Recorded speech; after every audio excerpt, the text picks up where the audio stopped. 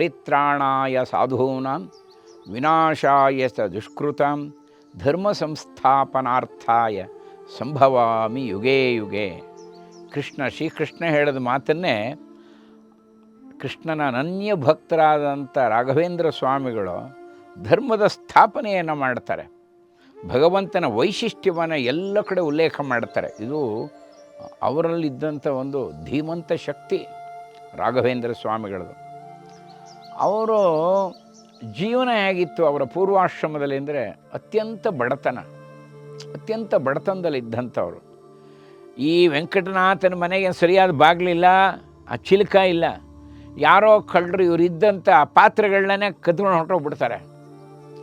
ಇವರಿಗೆ ಆಶ್ಚರ್ಯ, ವೆಂಕಟನಾಥನಿಗೆ ಇದನ್ನು ಕದ್ಕೊಂಡು ಹೋಗ್ಬೇಕಾರೆ ಪಾಪ ಅವನ ಸ್ಥಿತಿ ಹೇಗಿರಬಹುದು ನೋಡಿ, ಇವ್ರ ಚಿಂತನೆ ಹೀಗಿರುತ್ತೆ. ಅದಾಗಿ ಕೆಲವೇ ದಿವಸದಲ್ಲಿ ಪಂಡಿತ ರಾಮಾಚಾರ್ಯ ಅಂತ ಬರ್ತಾರೆ. ಪಂಡಿತ ರಾಮಾಚಾರ್ಯ ಬಂದು, ವೆಂಕಟನಾಥ, ನಾನು ಕುಂಭಕೋಣಂನಿಂದ ಬರ್ತಾ ಇದ್ದೀನಪ್ಪ. ಗುರುಗಳು ಒಂದು ಮಾತು ಹೇಳಿದ್ದಾರೆ, ಸುಧೀಂದ್ರ ತೀರ್ಥರು ನಿನಗೆ 2,000 ವರಹಗಳನ್ನು ಕಳಿಸ್ಕೊಟ್ಟಿದ್ದಾರೆ. ಇದು ವೆಂಕಟನಾಥನಿಗೆ ಕೊಡು ಅಂತ ಹೇಳಿ ಕೊಟ್ಟಿದ್ದಾರೆ. ನೀನು ಕೂಡಲೇ ಕುಂಭಕೋಣಕ್ಕೆ ಹೋಗಬೇಕಂತೆ. ನೀವು ನಿಮ್ಮ ಕುಟುಂಬ ಅಲ್ಲೇ ನೆಲೆಸಿ ಅಲ್ಲಿರುವಂಥ ಎಲ್ಲ ವಿದ್ಯಾರ್ಥಿಗಳಿಗೆ ನೀನು ವಿದ್ಯೆಯನ್ನು ಧಾರೆ ಎರಿಬೇಕು ಅಂತ ಗುರುಗಳ ಆಜ್ಞೆ ಆಗಿದೆ.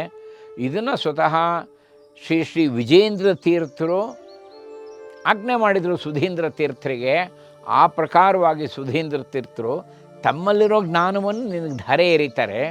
ನಿನ್ನಲ್ಲಿರುವಂಥ ಜ್ಞಾನವನ್ನು ನೀನು ಎಲ್ಲ ವಿದ್ಯಾರ್ಥಿಗಳಿಗೆ ವಿದ್ಯೆಯನ್ನು ಹೇಳಿಕೊಡಬೇಕು. ಅದಕ್ಕೋಸ್ಕರ ನೀನು ಕುಂಭಕೋಣದಲ್ಲೇ ನೆಲೆಸಬೇಕು ಅಂಥೇಳಿ ಗುರುಗಳ ಆಜ್ಞೆ ಆಗಿದೆ.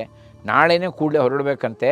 ಈ 2,000 ವರಾಹನ ಸ್ವೀಕಾರ ಮಾಡು ಅಂಥೇಳಿ ಪಂಡಿತ ರಾಮಾಚಾರ್ಯರು ಆಶೀರ್ವಾದ ಮಾಡಿ ಹೋಗ್ತಾರೆ. ಇವ್ರಿಗೆ ಏನು ಪುಲಕಿತರಾಗ್ಬಿಡ್ತಾರೆ. ಯಾಕೆಂದರೆ ಗುರುಗಳು ಕರೆಸ್ಕೋತಾ ಇದ್ದಾರೆ ಸುಧೀಂದ್ರ ತೀರ್ಥರು, ಅಪರೋಕ್ಷ ಜ್ಞಾನಿಗಳು ಸುಧೀಂದ್ರ ತೀರ್ಥರು. ಪಂಡಿತ ರಾಮಾಚಾರ್ಯರು ನೀವೆಲ್ಲ ಸಿದ್ಧತೆ ಮಾಡಿಕೊಂಡು ತಕ್ಷಣ ಹೊರಟ್ಬಿಡ್ರಪ್ಪ ಅಂತ ಹೇಳ್ಬಿಟ್ಟು ಹೊರಟೋಗ್ತಾರೆ. ಅದಾಗಿ ಒಂದು 5 ನಿಮಿಷಕ್ಕೆ ಒಬ್ಬ ವ್ಯಕ್ತಿ ಬರ್ತಾನೆ. ಅವನು ಈ ಆಭರಣಗಳ ಒಂದು ಸಣ್ಣ ಚೀಲ ತೊಗೊಂಬರ್ತಾನೆ. ತೊಗೊಂಬಂದು, ಸ್ವಾಮಿ, ವೆಂಕಟನಾಥ ಪಂಡಿತರ ಮನೆ ಇದೇನಾ ಅಂತ. ಹೌದು, ನೀವು ಯಾರು ಅಂತ ಕೇಳ್ತಾರೆ. ನಾನು ಗೋವಿಂದರಾಜ್ ಶೆಟ್ಟಿ ಅಂತ, ಇಲ್ಲೇ ರತ್ನಪುಡಿ ವ್ಯಾಪಾರಿ ಗುರುಗಳೇ ನಾನು. ಇದು ಆಭರಣಗಳು ನಿಮ್ಮದೇನೆ, ಇದು ಅದು ನಿಮಗೆ ಕೊಟ್ಟೋಗೋಣ ಅಂತ ಬಂದೆ. ಇವರಿಗೆ ತಕ್ಷಣ ನೆನಪಾಗೋದಿಲ್ಲ ವೆಂಕಟನಾಥನಿಗೆ. ಆದರೆ ಇವರು ಮದುವೆಯಲ್ಲಿ ಸಿಕ್ಕಿದಂಥ ಎಲ್ಲ ಒಡವೆಗಳನ್ನೆಲ್ಲ ಅಡವಿಟ್ಬಿಟ್ಟಿರ್ತಾರೆ. ಇವರ ಹಿತೈಷಿಗಳೇ ಆದಂಥ ಶ್ರೀನಿವಾಸಾಚಾರ್ಯ ಅಂಥೇಳಿ ವೆಂಕಟನಾಥನಿಗೆ ತುಂಬ ಹಿತೈಷಿಗಳು. ಅವರು ಇವ್ರಿಗೆ ಸಹಾಯ ಮಾಡೋಕ್ಕೋಸ್ಕರ ಅವರಿಗೆ ಹಣವನ್ನು ಒದಗಿಸಿ ಈ ಒಡವೆಗಳನ್ನೆಲ್ಲ ಅಡವಿಟ್ಟಿರ್ತಾರೆ. ನೋಡಿ ಹೇಗಿತ್ತು, ವಿದ್ಯೆಯನ್ನು ಕೊಡೋಕ್ಕೋಸ್ಕರ ತಮ್ಮೆಲ್ಲ ಒಡವೆಗಳನ್ನು ಗಿರ್ವಿ ಇಟ್ಬಿಟ್ಟಿರ್ತಾರೆ. ಏನೂ ಇಲ್ಲ ಆದಾಯ. ಅವರ ಜೀವನ ಹೇಗಿತ್ತು ಇದು ನಿಜವಾಗ್ಲೂ ನಾವು ವೆಂಕಟನಾಥನ ಜೀವನ ಓದ್ತಾ ಇದ್ದರೆ, ರಾಘವೇಂದ್ರ ಸ್ವಾಮಿಗಳ ಪೂರ್ವಾಶ್ರಮದ ಜೀವನ ಹೇಗಿತ್ತು ಅಂತ ಓದ್ತಾ ಇದ್ದರೆ ಕಣ್ಣಲ್ಲಿ ನೀರು ಬಂದುಬಿಡತ್ತೆ. ಅಂಥ ಮಹಾತ್ಯಾಗಿಗಳು. ಅದಕ್ಕೆ ಇವತ್ತು ಪರಮ ಪೂಜ್ಯರು ಲೋಕದಲ್ಲವರು. ಯಾರು ಸಮಾಜಕ್ಕೋಸ್ಕರ, ಧರ್ಮಕ್ಕೋಸ್ಕರ, ಭಗವಂತನ ಆಜ್ಞೆ ಅಂತ ಯಾರು ನಡೀತಾರೋ ಅವರು ಪೂಜ್ಯರಾಗ್ತಾರೆ, ಅವರು ಚಿರಾಯು ಆಗ್ತಾರೆ. ಸಮಾಜದಲ್ಲಿ ನಿರಂತರವಾಗಿ ಅವರ ಸ್ಮರಣೆ ನಡೀತಿರುತ್ತೆ. ಅವ್ರಿಗೊಂದು ಭಾವನೆ ಇರಬೇಕು, ಧರ್ಮ, ದೇಶ, ಇದಕ್ಕೆ ನನ್ನ ಕೈಲಾದದ್ದಂಥ ಸೇವೆಯನ್ನು ಮಾಡ್ತೀನಿ ಅನ್ನುವಂಥ ಭಾವನೆ ಇರಬೇಕು. ಪೂರ್ಣ ಜೀವನ ತೊಡಗಿಸ್ಕೊಂಡವರು ರಾಘವೇಂದ್ರ ಸ್ವಾಮಿಗಳು. ಅವನು ಬಂದು ಹೇಳುತ್ತಾನೆ, ಸ್ವಾಮಿ, ನಾವು ಮಧುರೆಗೆ ಹೋಗ್ತಾ ಇದ್ದೀವಿ, ನನ್ನ ವ್ಯಾಪಾರ ಮುಂದೆ ನಾನು ಮಧುರೆಯಲ್ಲಿ ಮುಂದುವರಿಸ್ಕೊಂಡು ಹೋಗ್ತೀನಿ, ಇದು ನಿಮ್ಮ ಒಡವೆಗಳು, ದಯವಿಟ್ಟು ನಿಮ್ಮ ಒಡವೆ ತೊಗೊಂಡ್ಬಿಡಿ. ಆಗ ವೆಂಕಟನಾಥ ಹೇಳುತ್ತಾನೆ, ನೀವು ಒಳ್ಳೆ ಸಕಾಲಕ್ಕೆ ಬಂದ್ರಿ, ಈಗ ತಾನೇ 2,000 ವರಹ ಬಂತು, ನಿಮಗೆ ನಾವು ಬಡ್ಡಿನೇ ಕಟ್ಟಿರಲಿಲ್ಲ, ದಯವಿಟ್ಟು ಇದನ್ನೆಲ್ಲ ತೊಗೊಂಡ್ಬಿಡಿ, ದಯವಿಟ್ಟು ಆ ಬಡ್ಡಿಯನ್ನು ಸ್ವೀಕಾರ ಮಾಡಿಬಿಡಿ ಅಂತ.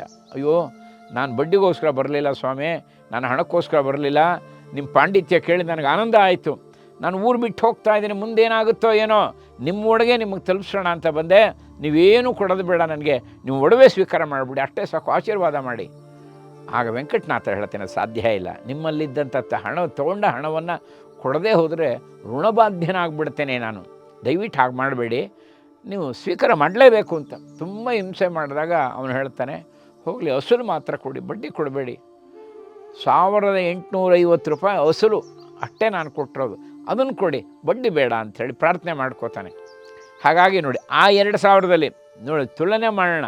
ನಾವು ಈಗ ನಮ್ಮ ಬುದ್ಧಿ ಹೇಗಿರುತ್ತೆ, ಅವರ ಬುದ್ಧಿ ಹೇಗಿತ್ತು, ಅವರ ಶೀಲ ಹೇಗಿತ್ತು, ಅವರ ಸೌಶೀಲ್ಯತೆ ಹೇಗಿತ್ತು. ಭಗವಂತ ಯಾರನ್ನು ಒಪ್ತಾನೆ ಅಂದರೆ, ಸದ್ಗುಣಗಳ ಕದ್ದವ ಅಘವತಾ ಕದಿವ ಅನಘನೆನಿಸಿ. ನಮ್ಮ ಜಗನ್ನಾಥದಾಸರು ಹೇಳುತ್ತಾರೆ, ಯಾರು ಸದ್ಗುಣಗಳನ್ನು ಕದೀತಾರೋ, ಅಂದರೆ ಸದ್ಗುಣಗಳನ್ನು ಅಭ್ಯಾಸ ಮಾಡ್ತಾರೋ, ಅವರ ಪಾಪವನ್ನು ಭಗವಂತ ಕದೀತಾನಂತೆ. ಸದ್ಗುಣವಂತರ ಪಾಪಗಳನ್ನು ಭಗವಂತ ಕದೀತಾನೆ. ಅವನಿಗೆ ನಾವು ಯಾವ ದ್ರವ್ಯಗಳನ್ನು ಸಮರ್ಪಣೆ ಮಾಡ್ತೀವಿ ಅನ್ನೋದು ಬಹಳ ಮುಖ್ಯ ಅಲ್ಲ, ಯಾವ ಭಾವನೆಯಿಂದ, ಎಷ್ಟು ಭಕ್ತಿಯಿಂದ ಸಮರ್ಪಣೆ ಮಾಡ್ತೀವಿ, ಇದು ಭಗವಂತನಿಗೆ ಬಹಳ ಮುಖ್ಯವಾದ್ದು. ಶೀಲವನ್ನು ಕಾಪಾಡಿಕೊಂಡವರು ರಾಘವೇಂದ್ರ ಸ್ವಾಮಿ ಇಡೀ ಜೀವನದಲ್ಲಿ ನೋಡಿ ಅರಿತಾರೆ. ಕಡೆಗೆ ಅವನೇ ಪ್ರಾರ್ಥನೆ ಮಾಡ್ಕೋತಾನೆ, ಗೋವಿಂದರಾಜ್ ಶೆಟ್ಟಿ ನೀವು ಆಶೀರ್ವಾದ ಮಾಡಿ, ದಯಮಾಡಿ ಅಸಲು ತೊಗೊಂಡು ಹೋಗ್ತೀನಿ ನೀವು ಹೇಳಿದ್ದಕ್ಕೋಸ್ಕರ, ನೀವು ಒಡವೆ ತೊಗೊಳ್ಳಿ ಅಂತ ಕೊಟ್ಬಿಟ್ಟು ಅವನು ಹೇಳ್ತಾನೆ, ಈಗ ನನಗೆ ಮನಸ್ಸಿಗೆ ಸಮಾಧಾನ ಆಯಿತು, ಇದನ್ನು ತೊಗೊಂಡೋಗಿ ಹೋದ್ಮೇಲೆ ನಾನು ಏನಾಗ್ತೀನೋ ಮತ್ತು ಬರ್ತೀನೋ ಇಲ್ವೋ, ನೀವು ಸಿಗ್ತೀರೋ ಇಲ್ವೋ ಗುರುಗಳೇ ಅಂಥೇಳಿ ಆಶೀರ್ವಾದ ತೊಗೊಂಡು ಅವನು ಹೊರಟೋಗ್ತಾನೆ. ನೋಡಿ ಆಮೇಲೆ ಅವರು ಕುಂಭಕೋಣಕ್ಕೆ ಹೋಗ್ತಾರೆ. ಕುಂಭಕೋಣಕ್ಕೆ ಹೋದ್ಮೇಲೂ ಅಷ್ಟೇ ತಮ್ಮ ದಾರಿದ್ರ್ಯವನ್ನು ಎಂದೂ ಗುರುಗಳ ಮುಂದೆ ಉಲ್ಲೇಖ ಮಾಡ್ತಾ ಇರಲಿಲ್ಲ. ಅವರು ಅಂಗಾರ ಅಕ್ಷತೆಯನ್ನು ಬಂದು ಪಾಠ ಹೇಳ್ಕೊಡೋರು. ಎಲ್ರಿಗೂ ಏನು ಅನಿಸೋದು ಅಂದರೆ, ಇವರು ಊಟ ಎಲ್ಲ ಆಗಿದೆ ಅಂಥೇಳಿ. ನಿಜವಾಗ್ಲೂ ಕೂಡ ಅವ್ರು ಊಟ ಆಗಿರೋಲ್ಲ, ಮನೇಲಿ ಏನೂ ಇಲ್ಲ. ಎಷ್ಟೋ ದಿವಸ ಆದಮೇಲೆ ಗುರುಗಳಾದಂಥ ಸುಧೀಂದ್ರ ತೀರ್ಥರಿಗೆ ಈ ವಿಷಯ ಗೊತ್ತಾಗುತ್ತೆ. ಎಲ್ಲೂ ಪ್ರಕಟ ಮಾಡ್ತಿರಲಿಲ್ಲ, ಯಾರನ್ನು ಯಾಚಿಸುವಂಥ ಬುದ್ಧಿ ಇರಲಿಲ್ಲ. ಏನು ಭಗವಂತ ಕೊಡ್ತಾನೋ ಅದನ್ನು ಭಗವಂತ ನಿವೇದನೆ ಮಾಡೋರು. ಏನು ಸಿಕ್ಕಿದ್ರೆ ಅದನ್ನು ಭಗವಂತ ನಿವೇದನೆ ಮಾಡಿ ತಾವು ಸ್ವೀಕಾರ ಮಾಡ್ತಿದ್ರು.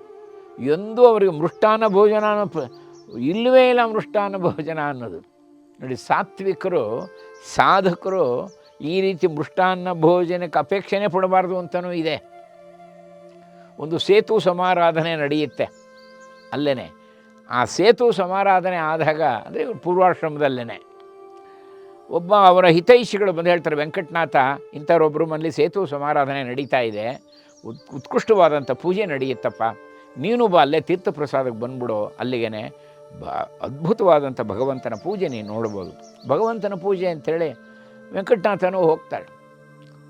ಅಲ್ಲಿ ಕೂತಿರ್ತಾರೆ.